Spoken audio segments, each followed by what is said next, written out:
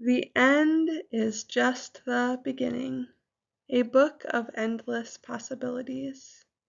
Written by Mike Bender, illustrated by Diana Mayo.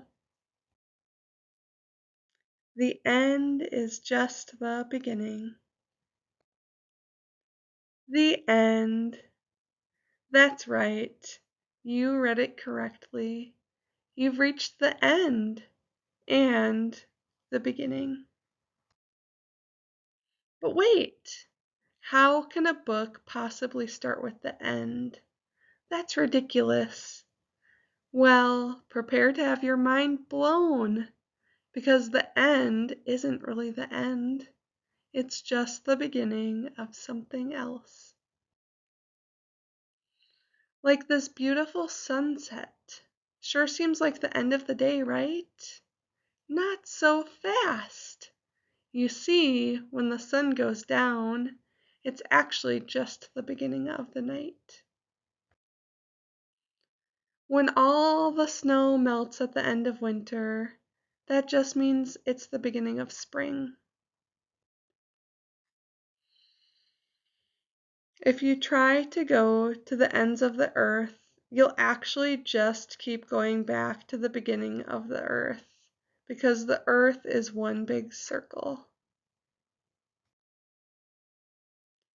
If you blast off in a rocket ship, you'll reach the end of the sky, otherwise known as the beginning of outer space.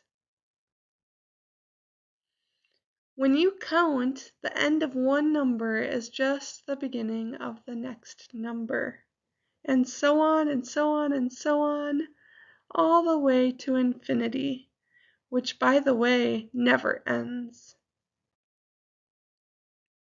Even a sign that literally says dead end isn't an end at all. It's only just the beginning of whatever lies beyond it. So when you really think about it, the end is entirely endless. The end of a disagreement with someone is just the beginning of making up. The end of a mistake is just the beginning of learning something new. The end of being sick is just the beginning of feeling better. The end of dinner is just the beginning of dessert.